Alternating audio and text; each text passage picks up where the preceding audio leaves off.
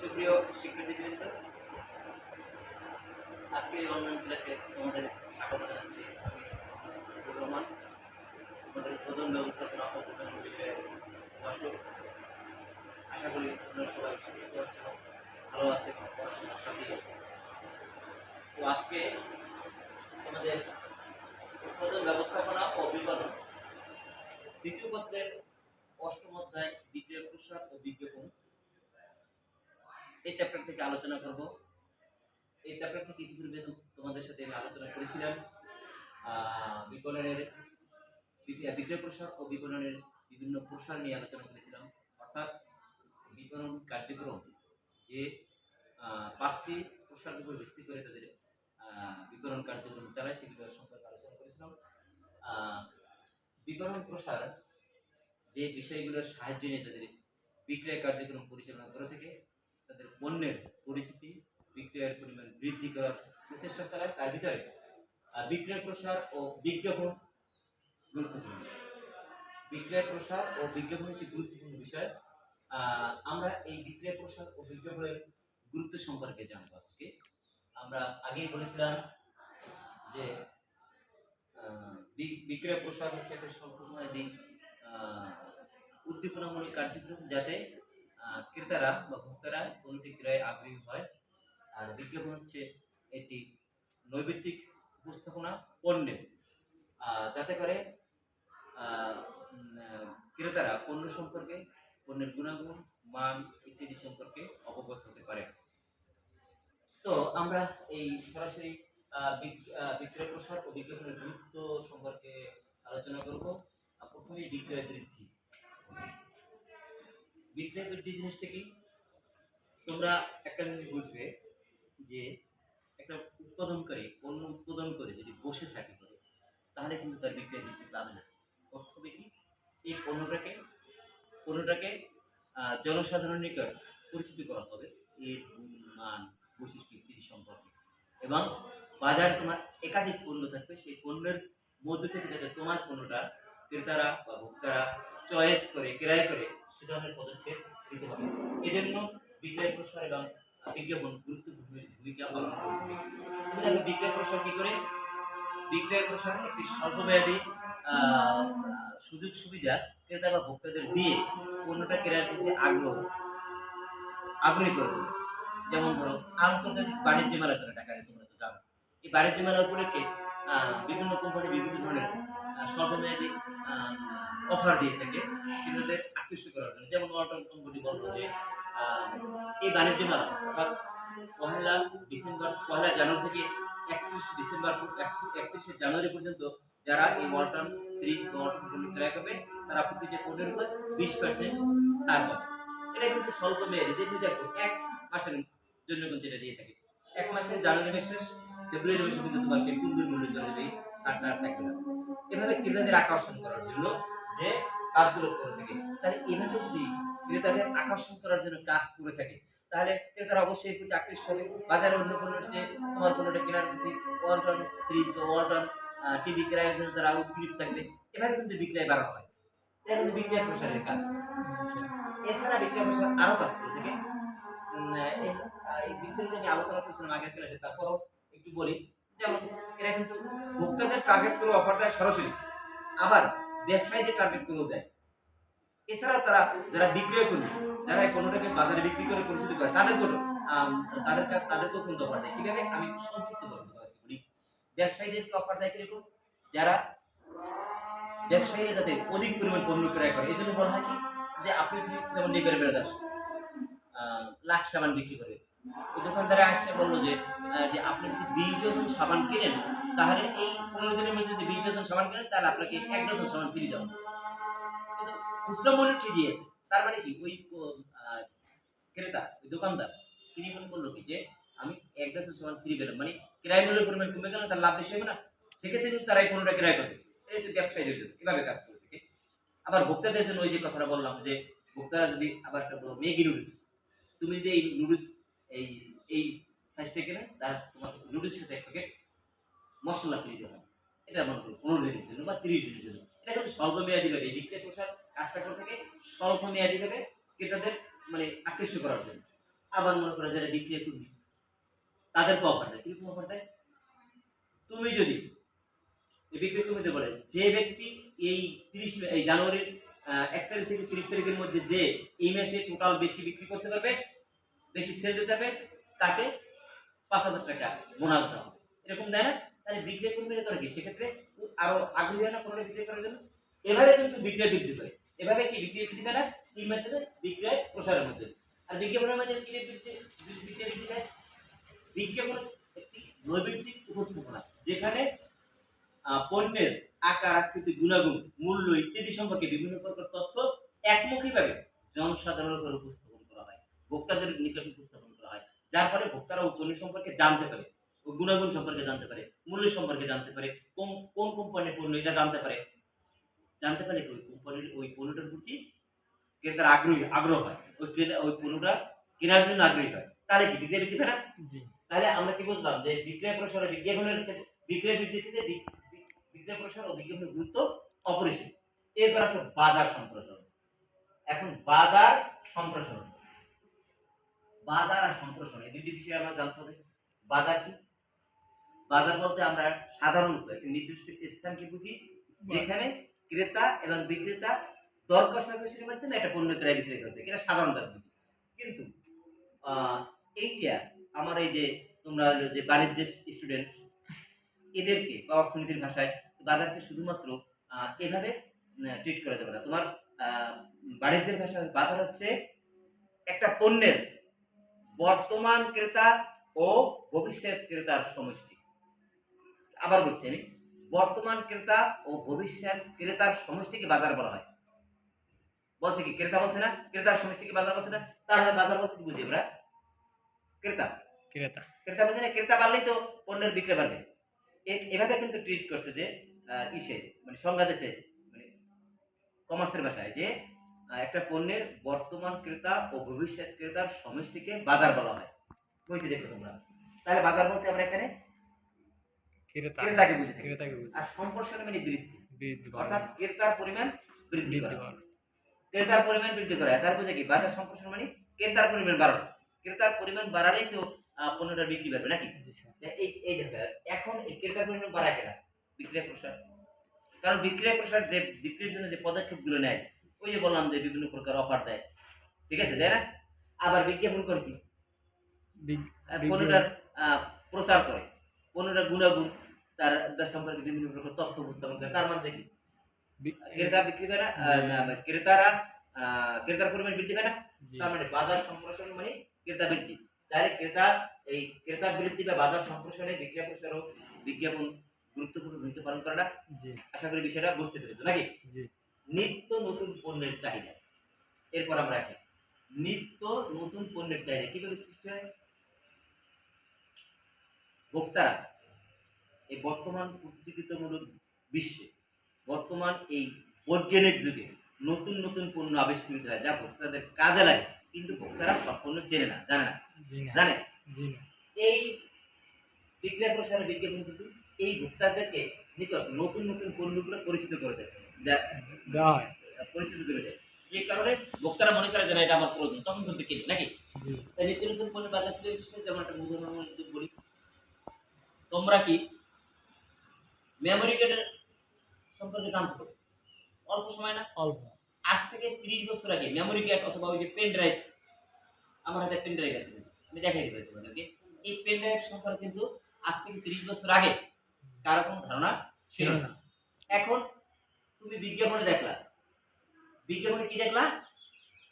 বিজ্ঞাপনে দেখছো যে এই যে পেন ড্রাইভ, বিজ্ঞাপন দেখলা যে একটা পেন ড্রাইভ, এটাতে কি করা হয়? একটা কম্পিউটার থেকে বিভিন্ন প্রকার তথ্য সংগ্রহ করে এখানে রাখা যায়। প্রয়োজনে এইটা আবার অন্য একটা কম্পিউটারে ভরে দেখা যায়। অথবা আমার প্রিন্টার নেই, আমার কম্পিউটারে প্রিন্টার নেই, আমি কম্পিউটারে কাজ করলাম, এটা ড্রাফট করলাম, এটা কাজ করার পরে এখন এটাকে আমার কি করতে হবে? প্রিন্ট দিতে হবে। কি করব? এই পেন ড্রাইভ দিয়ে নিয়ে আরেকখানে নিয়ে আমরা প্রিন্টারে নিয়ে আমরা প্রিন্ট দিতে পারবো, পারে নাকি? তাহলে কি এই পেন ড্রাইভ সম্পর্কে যখন মানুষ জানতো না তখন কি এটা বলতো যে এটা ব্যবহার? এটা কি করছে? এই যারা বিক্রয় প্রসারে সরাসরি দেখাইছে দিয়ে নিয়ে এই পণ্যটা এরকম বিজ্ঞাপনের মধ্যে কি করছে? এই পণ্যটা এরকম এই পেন ড্রাইভের মাধ্যমে একটা তথ্য কম্পিউটার থেকে সংরক্ষণ করে রাখা যায়। এই যে কি বিজ্ঞাপনের মাধ্যমে দেখছে না, তার মানে কি দেখেই তো ক্রেতারা এই পণ্যটা দেখছে যে আমার কাজে লাগে, আমার একটা কম্পিউটার আছে, আমার এই কাজটা লাগে, আমার তো প্রিন্টার নাই, তাহলে আমি কি করতে পারি, এই যে প্রিন্টার কিনি, তাহলে এইটা আমি তথ্য নিয়ে আবার একটা প্রিন্ট দিতে পারবো। ঠিক আছে, প্রিন্টার না কিনলেও পারে। তাহলে কি কি হলো, এই যে বিজ্ঞাপনের মাধ্যমে পণ্যটার নতুন পণ্য সম্পর্কে ক্রেতারা অবহিত হয়েছে নাকি, ঠিক আছে, অবৈধ হয়ে এই পণ্যটা কেনা করে, তার মানে এই পণ্যটার বাজার বা চাহিদা সৃষ্টি হলো নাকি মানুষের মধ্যে। তার মানে এই বিক্রয় প্রচার বিজ্ঞাপনের মাধ্যমে নতুন নিত্য নতুন পণ্যের চাহিদা সৃষ্টি হয় না। একটা পণ্য সম্পর্কে তারা জেনেই না কিনে, আনাতে কিন্তু না, ঠিক আছে। মেমোরি কার্ড, তোমার ফোনে তুমি মেমোরি কার্ড ব্যবহার করো না, মেমোরি কার্ড কি আগে বলছো যে মেমোরি কার্ড ভরণ যায়, তো আগে প্রথম জানতে না যে মেমোরি কার্ড ভরলে আমার ফোনে আমি আবার বিভিন্ন গান টান বা বিভিন্ন ওয়াজ, বিভিন্ন শিক্ষামূলক অনুষ্ঠান আমি এটা ই করে রাখতে পারবো, সেভ ডাউনলোড করে রাখতে পারবো, পরে আমি দেখতে পারবো। এটা জানা দেখেই তো কিনে, এটা জানাইছে কিনা এই বিজ্ঞাপনের মাধ্যমে, ঠিক আছে, বিষয়টা বলছো। তাহলে বিজ্ঞাপনের গুরুত্ব আছে না।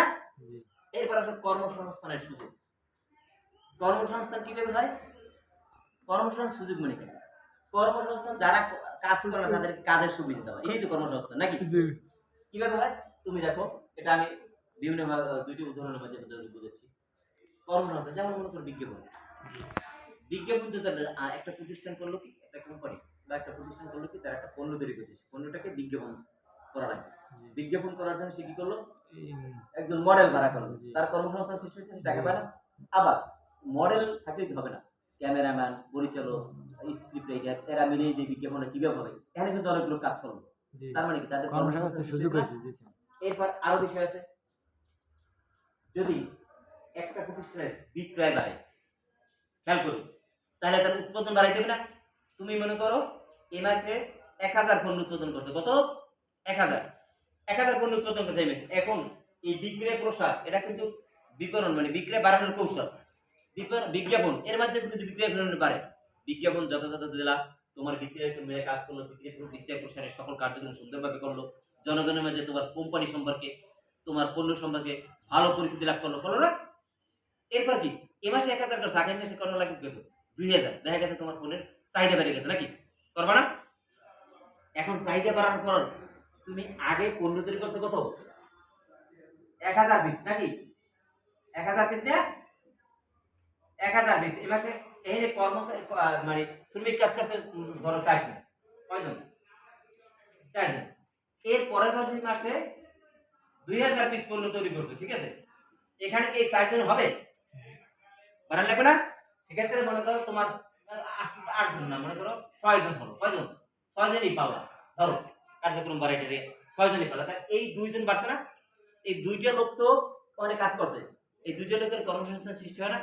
তাহলে কি বিক্রয় প্রসার ও বিজ্ঞাপন কর্মসংস্থান সৃষ্টিতে সহায়তা করে না, করছে। আবার বলি আমি, তোমরা হয়তো বুঝতে পারবে, আমি আবার বলি যে কর্মসংস্থান সুযোগ কিভাবে হয়।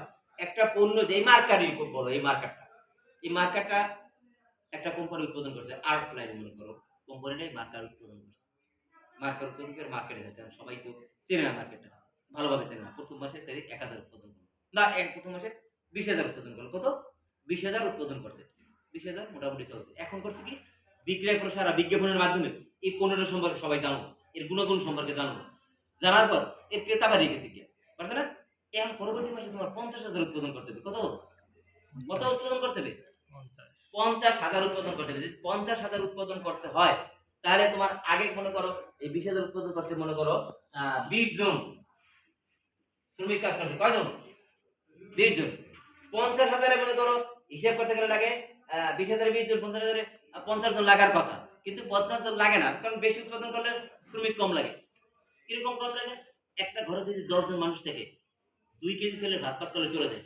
একজন যদি মেহমান আসে 11 জনের কিন্তু ওই 2 কেজি দিয়ে হয়ে যায়, আর কিছু লাগে না, লাগে এরকম হিসাব করে। তাহলে এই আনুপাতিক হারে শ্রমিক লাগে না বেশি, ধরো 40 জন শ্রমিক লাগছে, কয়জন, 40 জন নাকি, এই 40 জন মানে কি 20 জন বেশি শ্রমিক লাগছে না, বুঝো নাই ব্যাপারটা, 20 জন বেশি লাগছে। এই 20 জন কি কাজ করতে, আমার আনে 20 জন আছে, আর 20 জন আমার আনতে হবে না। যেই 20 জন আমি কাজে নতুন করে লাগালাম, তাদের তো কর্মসংস্থান সৃষ্টি হলো। তার মানে কি এই বিক্রয় প্রসার ও বিজ্ঞাপনের ফলে এইটার প্রসার বাড়ছে থেকে বিক্রি বাড়ছে, বিক্রি বাড়ছে থেকে উৎপাদন বাড়ছে, উৎপাদন বাড়াইতে গেলেই আমার লাগবে, শ্রমিক বেশি লাগবে। তার মানে কি বিক্রয় প্রসার ও বিজ্ঞাপনের মাধ্যমে কর্মসংস্থানের সুযোগ সৃষ্টি হয়। বিষয়টা বুঝতে পারছি? এরপর দেখো উৎপাদন ব্যয় হ্রাস। এখন উৎপাদন যদি বেশি হয়, উৎপাদন ব্যয় তো বেশি হওয়ার কথা, হ্রাস পায় কেমন? এখানে বিষয় হয়েছে যে একক প্রতি উৎপাদন ব্যয় হ্রাস। কত? একক প্রতি উৎপাদন ব্যয় হ্রাস। মনে করো এটা উদাহরণের মাধ্যমে বোঝানো যে বেশি পরিমাণ পণ্য উৎপাদন করলে একক প্রতি উৎপাদন ব্যয় হ্রাস পায়। কিভাবে পায়? ধরো একটা কোম্পানি ঘর ভাড়া, একটা পণ্য উৎপাদন করার জন্য মনে করো ঘর ভাড়া, এই যে এইটার কথাই বলি, মার্কেট উৎপাদনের জন্য ঘর ভাড়া নিল কত? 4000 টাকা ঘর ভাড়া। কত? বড় একটা ঘর আছে 4000 টাকা। এর পাশে এটার দিকে কাঁচামাল কেনা লাগবে না? কাঁচামাল কিনলো 10,000 টাকা। এই পণ্য উৎপাদন করার জন্য লাগবে না? কাঁচামাল লাগে না? এই যে এদের এই বাহিরের একটা ক্যাপ, ভিতরে শীষ, বাইরে একটা অংশ আছে না, এগুলো তৈরি করতে বিভিন্ন জিনিসপত্র লাগে না? এই কাঁচামাল কিনলো কত? 10,000 টাকা। শ্রমিক লাগবে না? শ্রমিকের মজুরি দিল 4000 টাকা। কত? 4000 টাকা। আর অন্যান্য খরচ মনে করো ধরলো, অন্যান্য খরচ হলো কত? 2000 টাকা। মোট খরচ হলে এখানে 20,000 টাকা। 20,000 টাকা না? কত হয়েছে খরচ? 20,000 টাকা। পণ্য এখানে 20,000 টাকা খরচ করিয়া পণ্য উৎপাদন করলো 1000। কত? পণ্য উৎপাদন হয়েছে কত? খেয়াল করো, 1000। এখন এই 3 শূন্য কাটা গেল, এদের এই 1000 দিয়ে ভাগ করলেই তো এই যে দিকে একটা কত উৎপাদন দেয়? কত? একটা পণ্যের উৎপাদন দেয় কত? পণ্যতে 20,000। তাহলে উৎপাদন দেয় একটার উৎপাদন পড়ছে করো কত? 20 টাকা পড়ছে। খেয়াল করছো? উৎপাদনে কত পড়ছে? একটার 20 টাকা। বিষয়টা বুঝতে পারছো? এইটাই মনে করো এই বিজ্ঞাপন প্রসার এবং বিজ্ঞাপনের ফলে এর বিক্রয় পরিমাণ বেড়ে গেল। আগামী মাসে উড়েবে তার 2000 পণ্য উৎপাদন করতে। কত? 2000 পণ্য। এখানে 2000 পণ্য ঘর ভাড়া কি লাগবে? আর ঘর ভাড়া লাগবে, কারণ ঘর তো একটাই চলবে, 4000 টাকা। কাঁচামাল লাগবে, কারণ কাঁচামাল একটা উৎপাদন করতে যা লাগবে, দুইটা উৎপাদন করতে ডাবল লাগবে। কাঁচামাল হলে 10,000 10,000 20,000 টাকা। খেয়াল করো, 20,000 টাকা।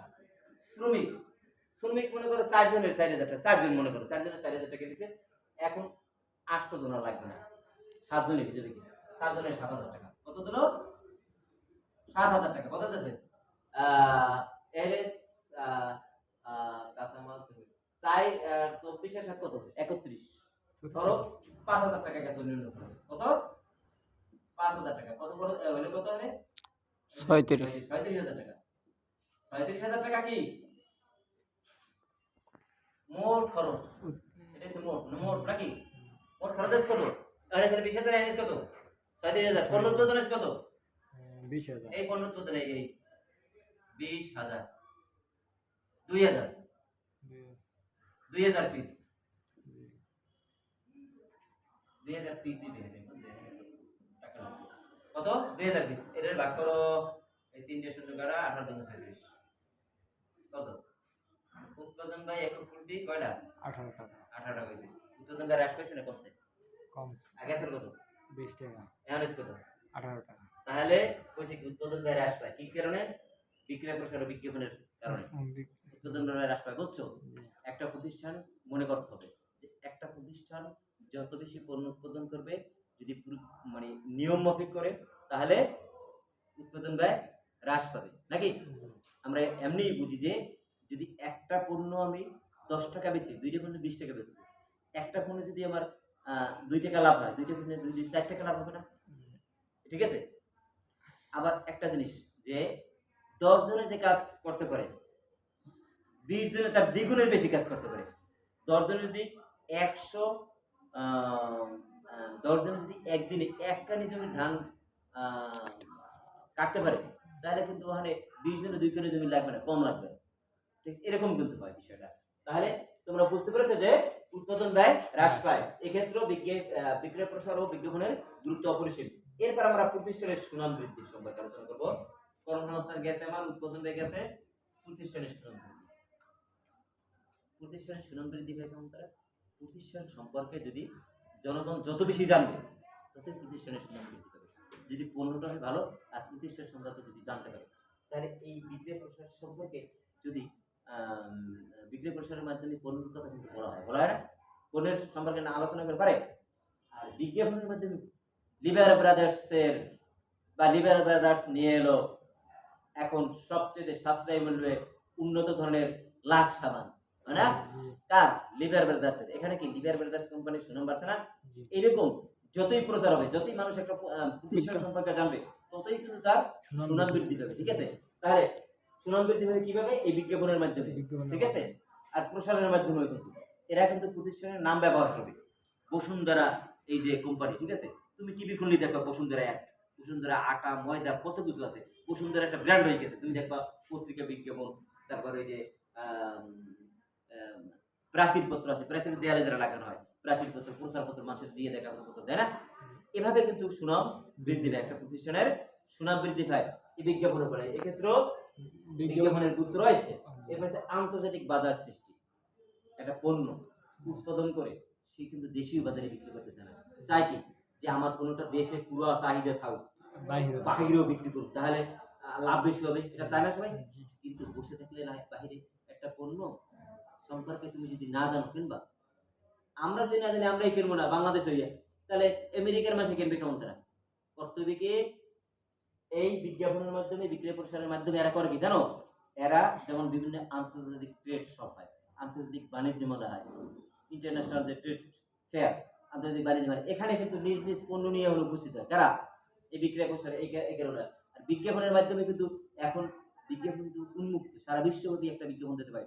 বাংলাদেশি টিভি কি একখানে দেখে না, আল জাজিরা টিভিতে অ্যাড দেয় না? এই বিজ্ঞাপনের মাধ্যমে কিন্তু একটা পণ্য সম্পর্কে সারা বিশ্বের মানুষ জানতে পারে। আমেরিকার মানুষ যখন জানে যে আর্টলাইন মার্কারটা বাংলাদেশি কোম্পানি কিন্তু ভালো কাজ করে, তাহলে কি আন্তর্জাতিক বাজার সৃষ্টি হলো না? আন্তর্জাতিক বাজারের মানুষও কিন্তু এই পণ্যটা ক্রয় করতে উদ্গ্রীব হবে।